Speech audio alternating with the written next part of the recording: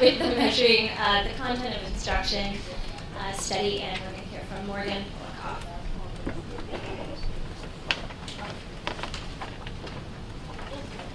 Hi. So I'm going to give a brief overview of the measurement study, which is actually one of the studies that's largely almost done, although I'm not going to share with you results today, except maybe a couple of anecdotes because we're still analyzing the data. So the context for this study is that there's a need for high-quality measures of teachers' instruction that align with expectations in new college and career-ready standards. And so from a practical standpoint, these measures are needed because later in the study, when we're doing the intervention, which Toni will talk about next, we need to be able to measure what teachers are teaching in the classroom so that we can provide them feedback, and also that we're going to use some of these measures as potential dependent variables in some of our analyses. But aside from that practical reason, there's also a belief that more common or standard measures of instruction would also benefit the field. So we all know that there's many surveys and observational instruments that exist out there in the universe, and we think that our instruments could potentially serve as a model that could be used by practitioners or policymakers to study standards implementation.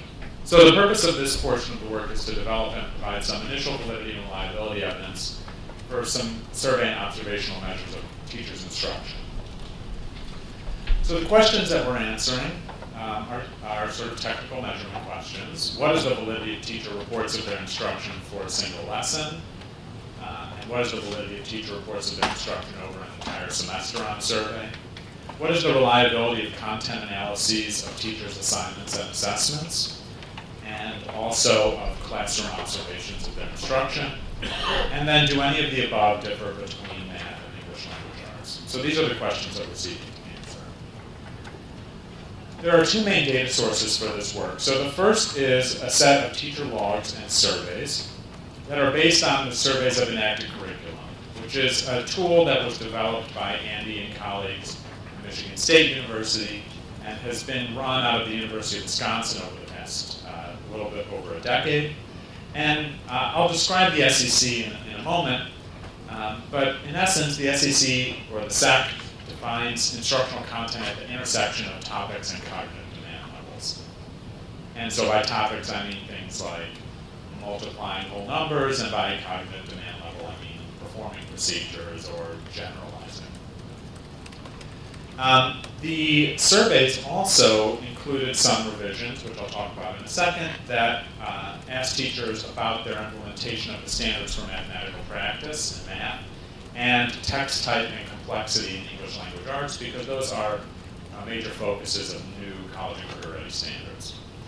So in addition to these teacher logs and surveys, we've also developed and are going to try out some teacher observation protocols, which are aligned with the surveys, and in essence are, again, asking graders to evaluate the extent to which teachers' instruction is aligned with college and career-ready standards. So, as I said, the SEC has been around for quite a while. The idea of the SEC for 30 years, and the instrument as it has been for over a decade. But we wanted to make sure that the instrument was up to date and could be used to fully measure teachers' implementation of college and career-ready standards. So we convened a 3-day meeting in Los Angeles in the fall of 2015, where we brought in experts in survey design and measurement, and also in the content areas of math and English language arts, including both writing and reading literacy specialists. And we revised the SEC surveys and the content taxonomies against the Common Core standards and also the TEKS standards. And the goal was to ensure that the topics and cognitive demand levels in the revised instrument were fully comprehensive as to the content of the standard, such that they really covered everything that a teacher might teach from grade K to 12. So some of the revisions that we made included changing the number of cognitive demand levels on the instrument from 5 levels to 3 levels in ELA and 6 levels in math. changing or updating the list of topics, again, to ensure that these were comprehensive as to the content and the standards. And the final list of topics includes 137 topics in ELA and 228 topics in math.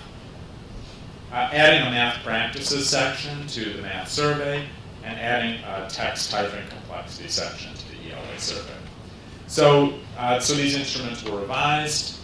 After the revisions, we went through a series of cognitive interviews to, again, make some tweaks, and we sort of finalized the instruments by about January of this year.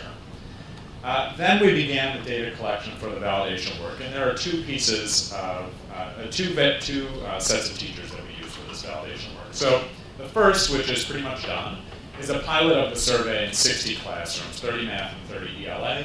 And in those classrooms, we had teachers throughout the spring semester of this year fill out bi-weekly log surveys, and also the same teachers fill out an end of semester survey. And the goal there is to compare the aggregated log surveys to the end of semester survey to see whether you get the same picture if you ask teachers just at the end of the semester versus if you ask them every couple of weeks as is planned for the intervention. We also asked them to turn in 2 weeks of student assignments and assessments, the non-scored versions, because at that time we had planned that we would have teachers turn in assignments and assessments and content analyze them for the intervention. Over time, I think that idea has dropped off, but nonetheless, we're going to use those data to analyze the extent to which content analysts can reliably code those standards, those assignments and assessments. So this work is largely done. The data have all been collected, and I've just recently begun analyzing it and shared some initial results with the team, which I'll mention in a second. We're also doing a pilot of the observational protocol in 40 classrooms. This work is not fully done, and I'm actually going to ask for your help in 1 second. So we've done 23 classrooms. We've gone in and observed, and the task here is really simple. You go in and you observe a single lesson and videotape it, and then you ask teachers to fill out the paper SEC survey about just that lesson. So it's a really simple task. We give teachers a $100 Amazon.com gift card, but it turns out it's very hard to get permission to go into schools to do this. So we've been able to get 23 classrooms so far, and I'm very open to suggestions for how to get the last 17 sometime over the course of the rest of this school year. So that's where we are on that portion of the work. And there, what we're going to be doing is we're going to be comparing teachers' reports of what they taught to ratings by external observers who watch the video and say, okay, what do I think this teacher taught? So in terms of our findings or anticipated findings, I have relatively little actual concrete to give you, but I'll let you know some of the analyses that we're planning on doing, and I've hinted at all these already. First, we're going to be asking to what extent teachers' reports of their instruction based on this single lesson correspond to expert raters' identifications based on that same lesson. Second, we're going to be asking about teachers' reports of their instruction on the biweekly log survey and how they correspond with their reports based on the end of semester survey. And here I can give you some tentative results. So one thing that we've seen is that teachers are very consistent in their reporting of cognitive demand between the biweekly log survey and the end of semester, with correlations in the range of 0.9. So very good in terms of cognitive demand. But they do differ in terms of their reporting of some topics. And in particular, some of the suggestive evidence that I've seen as I've been looking through the data is that some of the more routine skills or lower level skills, things like in math, using a calculator or something like that they might indicate on every single log survey, they don't indicate on the end of semester survey as covering as much as if you add up what they said on the logs. And so I'm going to dig into that a little bit more detail, and that'll be shared in the report. Third, how reliably can expert raters evaluate these observational measures of teachers' instruction? So we're going to have several raters evaluate these videos and then look at the reliability. And then fourth, we're going to have these expert raters content analyze teachers' assignments and assessments. And here I expect that we will see that raters can do this very reliably because we have several studies already that show that expert raters can reliably code standards and state assessments, and I have no reason to believe that teacher assessments would be any different. And so we'll have, I have anticipating that I'll have a working paper on everything but the video stuff by January, and then the video stuff will probably be sometime over the summer. And finally, again, to bring it back to where we started, that all this work is in the service of the FAST intervention. And for our intervention to work, we really need to have good, accurate data on what and how teachers are teaching. And so the goal of our measurement study is to develop these instruments that allow us to gather that information. And we hope that the instruments may also be useful for other researchers and by school and district policymakers. And I would be happy to talk about some of those potential uses. And I'll turn it over to Toni.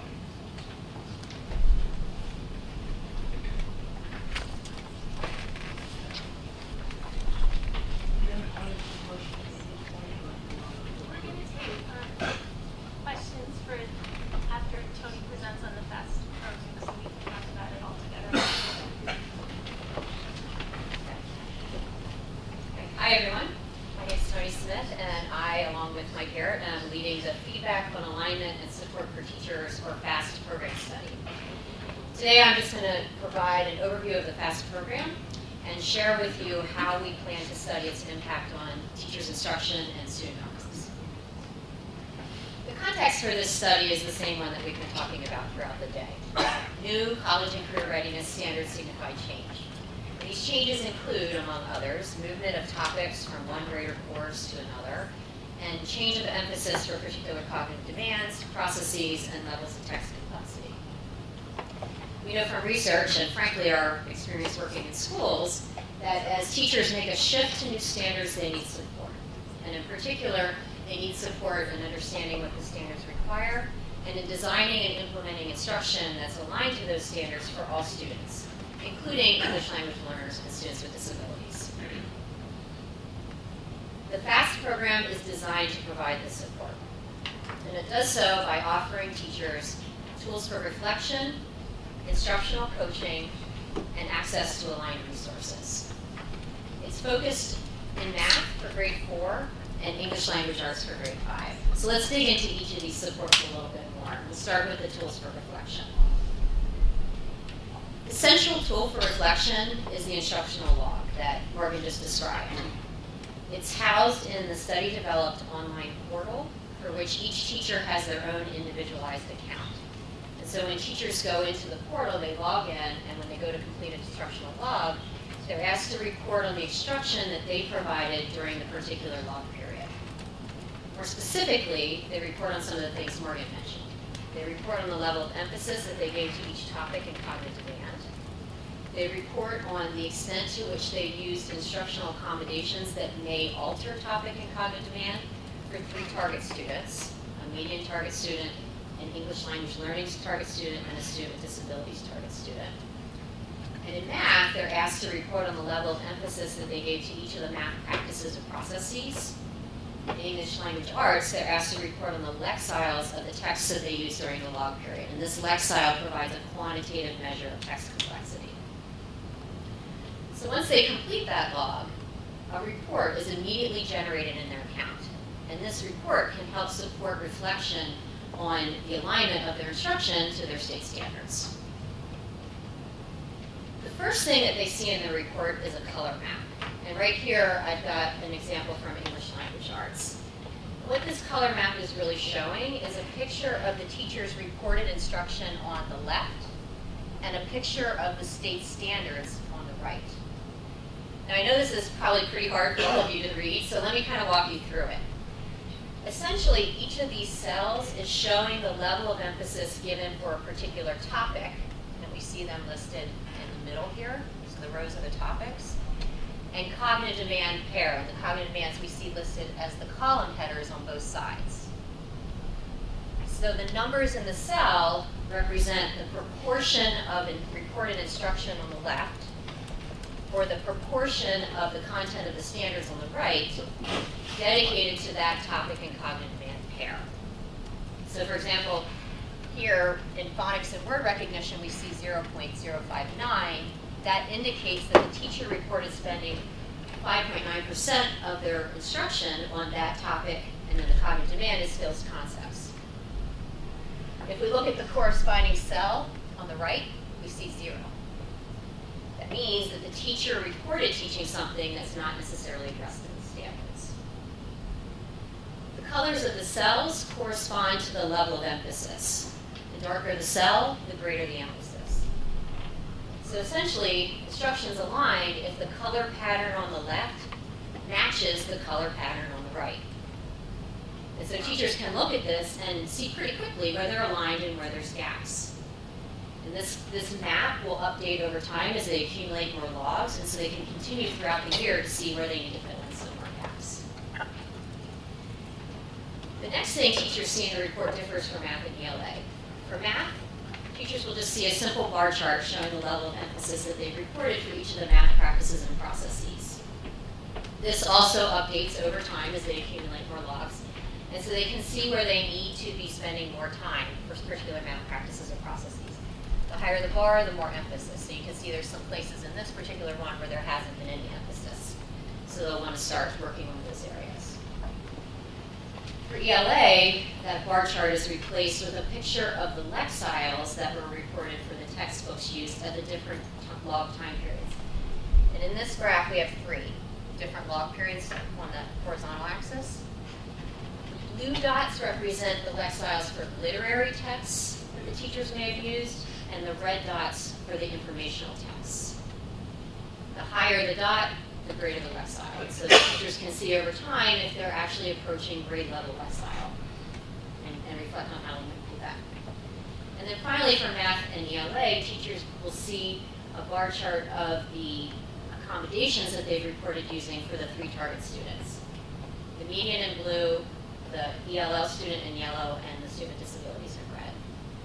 Again, this updates over time, and so teachers can begin to think about how they might want to be scaffolding these students to support them in using grade level material or working with grade level material. So that's instructional log. In addition to the instructional log, the FAST program offers teachers the opportunity to reflect on their instruction through video recordings of their instruction. For this activity, teachers video record a lesson. They complete an instructional log for just that lesson. They identify the standard that they were addressing with that lesson, and they upload any associated materials such as PowerPoints or activity sheets that they use in the lesson. This all happens in that same online portal.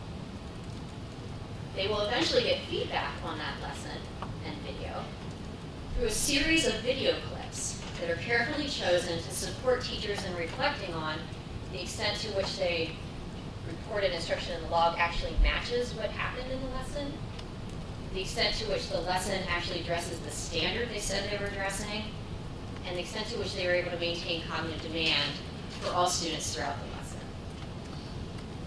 These clips are chosen by a FAST coach, who's an expert in the content area, and who watches the video and looks at all the materials that the teacher submitted and then carefully chooses these clips. And that FAST coach is actually the second type of support I mentioned. The role of the FAST coach is really to support teachers in reflecting on their instruction and thinking about how to improve alignment. The teachers meet with this FAST coach through individual coaching sessions and through grade level meetings. In the individual coaching sessions,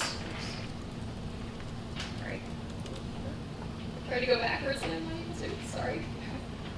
There it goes. Okay. In the individual coaching sessions, they look at the reports of their content and instruction through the logs and through the videos. The coach that they work with is the one who chose the clips. They examine relevant resources from our online library of resources, which is the third type of support, and I'll explain in a little more detail in a second. And they identify actionable next steps. In the grade level team meetings, which we call Collaborative Academic Study Teams, or PAS, they initially become oriented to the FAST program, but then eventually use that time to look at what's upcoming in their instruction, look at the resources from the online library, and collaboratively plan instruction that aligns to the standards that are coming up. And so that brings us to that third support, which is the online library of resources. I'm really having trouble with this today. I think I need PD on how to do the PowerPoint. The online library of resources contains a bunch of different resources for the teacher, and it's also housed in that same portal. And they include resources to help them better understand the standards, to align their instruction to the standards, to support ELLs and students with disabilities. And for those teachers who may be struggling with alignment because their classrooms aren't supportive for learning, there's also some resources to support them in improving that aspect of their instruction. So now that we've seen all the pieces, let's look at put them together. We think of the FAST program as occurring in 4-week cycles. In this fake month, the cycle begins on the 5th. And what you see is, within each 4-week cycle, there's one 45-minute CAS meeting, shown in red, 2 logs, approximately 2 weeks apart, shown in yellow, one 60-minute coaching session, shown in black, and one opportunity to upload a video with the supplementary material, shown in green. And teachers have the opportunity, if they want, to request a second coaching session during a particular 4-week cycle if they feel they need a little more support. So that gives you a sense of the FAST program overall. This year, we're piloting it throughout the school year to understand what's working, what's not, and how we can improve it to make it really helpful for teachers. And then in the following 2 years, we plan to test it with a 2-year randomized control trial to investigate its impact on the alignment of teachers' instruction to the state standards as measured by the SEC that Morgan just described, and their students' achievement as measured by state tests and a center-developed test that the center, the CSAT center, is going to be developing, so that the same test is given to all of the students. We're going to do this through school-level random assignment within a district. We're hoping to recruit 60 schools total, 6 schools per district, 2 districts per state, and our 5 partner states. Within each district, 3 schools will be assigned to treatment and 3 to control, so we'll have a total of 30 and treatment and 30 control schools. And as the FAST programs develop for 4th grade math and 5th grade ELA, this will be a subject-specific test, and it'll be tested in those grades with those content areas. And we assume 75 teachers in the treatment schools for math and 75 in the treatment schools for ELA. So we're going to be reaching out to our state partners shortly to ask for support in identifying districts that would be really good to partner with this and encouraging them to participate in this. We're really excited about it, and we'd love to get some partnering districts.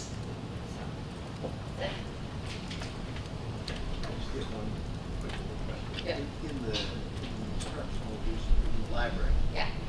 Am I right that it also includes if a teacher has an area that they're not teaching and they want to use it, they're aligned to that? Yes. So the instructional resources. I won't turn this PowerPoint. The instructional resources have lesson plans, activities, those kinds of things that teachers can just use in their instruction. And I was talking with some people here, and I was just thinking there may be people whose organization Did everybody hear Andy's statement? No. You want me to repeat it? You want to say it? Well, I was just thinking that I know how helpful you all want to be, and so I was just It's thinking not on. that The bottom of it.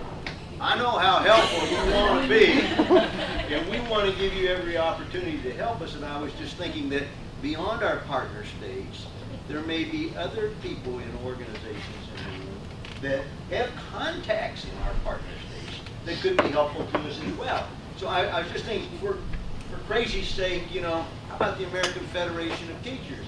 They probably got teachers in some of our states, and a lovely young lady over here could get the job done for us. And I will say this, if the interest in the program starts with the teacher and works its way up, it's way more likely to have a positive result than if it starts at the state or at the district level and works its way down, because sometimes you get a no before you ever get to a teacher. But if you start with the teacher and get a yes, then the likelihood that the principal is going to be supportive, God bless you, is much higher. That is correct. You can open it up for Morgan and Toni for questions. Couple of nits. You mentioned Lexon. Is that Metametrics Lexon? Or how do you explain Lexon? So the teachers are looking up the Lexile from, I'm not an ELA person, so I'm going to put that out there, but our ELA content experts have shown us where they can look it up. I can get you the website where the teachers are looking up their I'm Lexile. assuming it's Metametrics. And I believe Lexile title is either copyrighted or trademarked, so you may need to recognize that presentation. That's number one. Number two, your chart where you were showing all those wonderful numbers comparing. I'd encourage you to simplify it and just go to percents, not have 3 or 4 decimals to the right. It's, it's the big number that. Okay. Other questions for? I'm behind you. The one person you can't see. My question is actually, I think, for Morgan. I'm curious about the survey of active curriculum. Yeah. Oh, there you are. Is it intended that that measure is something that would be used for research or ultimately used in the field as a way for principals or teachers to monitor something? Well, I don't think it would ever be used for any kind of accountability purpose. Let me say that. I do think that it could be used in a school or a district as a way of thinking about the curriculum. Either the intended curriculum as laid out in the curriculum materials, or the enacted curriculum as delivered by teachers. And I could imagine all kinds of uses. I mean, I think it does require some training and some knowledge, but yeah, I think it certainly could. It was, I think, developed and intended as a research instrument primarily, but I don't see why it couldn't be. Andy? Well, I just, if you talk to Mitch, when he was in Ohio, he used the old set, not the new ones revised, but they're very similar in structure and whatnot, broadly in Ohio. And I can't remember all the particulars about that, but I know it was a very large scale number of teachers across the state. Thousands, several thousands. What was And that? there's, and I know that that there are teachers and school districts that are still using it for these kind of, I mean, both as sort of a professional development tool and as a way to think about their curriculum in several states, primarily Midwestern states, but and they might not be using our version, they might be using the previous version, but it's definitely been widely used in that. I mean, I used my dissertation research was using existing SAC data from 30,000 teachers that had filled it out over the course of 6 or 7 years. So.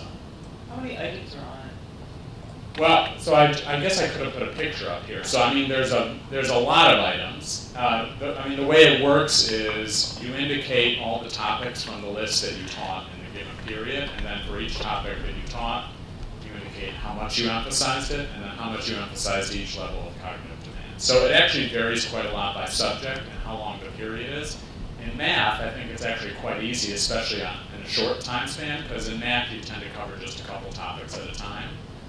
In ELA, where someone mentioned this earlier, where you always cover everything all the time, I think that it's a little bit longer. And actually, we found some of that in our pilot data. So my sense from talking to teachers who participated in our pilot, and Toni might have some feedback on this as well, is that the first time around it probably takes in the range of 40 minutes. Maybe even a little longer than that. Some people are better at surveys than others. But by the time you get used to it, I think you can get it down to 15 to 20.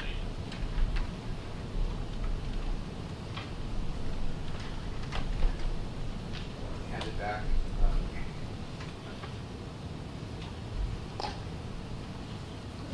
Clarification on your survey when you said end of semester. Some of us live in different, what end of semester means. And I just need clarification because course could be 2 semesters. Yeah, And the semester is 1.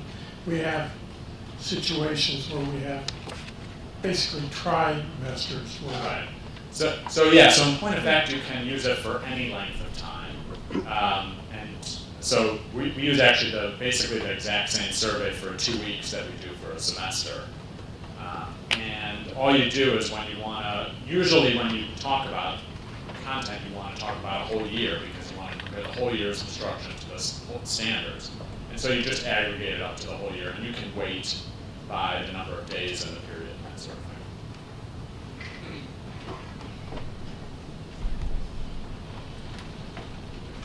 thing. So I wanted to return to something that Toni already mentioned. So we're doing the randomized trial next year and the year after, and this will take place in 10 districts altogether, 2 in each of our partner states. And we're very eager to identify the 2 districts in each state so we can begin working within the districts to identify the partner schools and be prepared to carry out random assignment this spring. And so if you have districts that you would like to encourage to participate, it would be great to begin that conversation now. We're all set to begin talking with them in January. And we're really eager for your recommendations about what districts would be worthwhile, eager partners, you think. And we want to work with districts that want to work with us.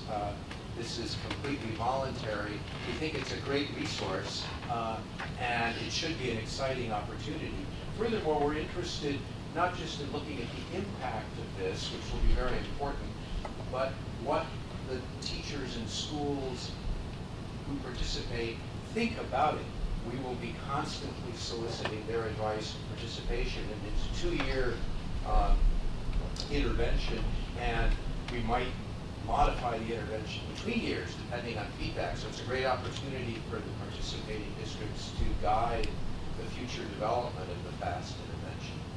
So I'm hoping everyone will start calling Toni immediately, and there will be 30 districts that want to participate, and they'll have to compete to decide which are the ones. There's an incentive as well. Yes, I mean, there are incentives for the schools, for the teachers. There's support to carry out the videoing and hardware to carry out the videoing, the online portal. So there's a lot of support for doing this and incentives. Am I right also that there was lunch with Mike Garrett as one of the... Well, definitely. That's one of the high points for sure. That's sailing.